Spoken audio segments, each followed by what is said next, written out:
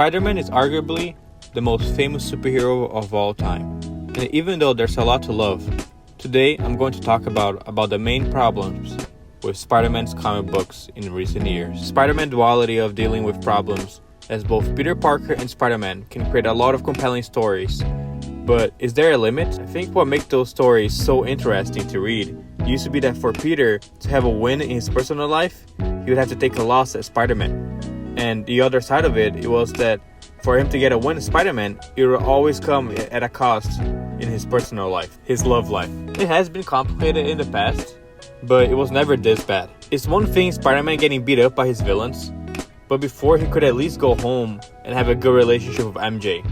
And if you would feel wholesome when reading it. I could imagine if I was Spider-Man and I went out and had a rough day saving the city, that I would come home to my comforting wife, because despite how chaotic things are as Spider-Man, he would have that safe haven, that safe space. And honestly, some of the most beautiful and interesting artwork in the comics for me are those moments of Peter and MJ having those moments in the midst of the chaos, where those panels where they'll be talking right before he left or when he came back or something that really humanize those characters, or Spider-Man's character specifically. Peter Parker's career has always been frustrating, and I get the appeal of him jumping around from job to job because he can never hold down a job, because one of the costs of being Spider-Man is that he gets fired from every job. I think there's a limit to things. Take Superman, for example. It's a really good contrast. He has had the same job for how many years Superman comic books have been going on. I think Peter Parker needs to have a job that people associate with him with. For example, for a while he was a teacher, and it was really cool to see him as a teacher, but obviously he got fired or whatever it was because he would be teaching a class and then he has to leave to go save the city. And I get it, it's compelling to imbalance both of those things, but I think when you see your character that you care for so much about is getting beat up in every sense of the way over and over and over again, it's too much. And the third thing I was going to talk about is his inner circle, like his friend group and his social life. And so in this video, talking about his love life, his career, and his social group, those are the three things that makes a Spider-Man comic books, let's say.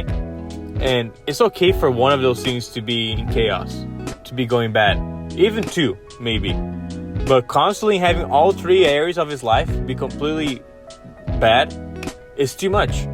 It just feels like beating up that horse, you know. And also another thing, why does every side character in his story have a special ability now? It takes away from Spider-Man being special. It takes away from Peter Parker being a normal guy that has special powers, that got superpowers. Because now MJ is Venom, MJ is this, Flash just has superpowers as well. Harry is this. Everyone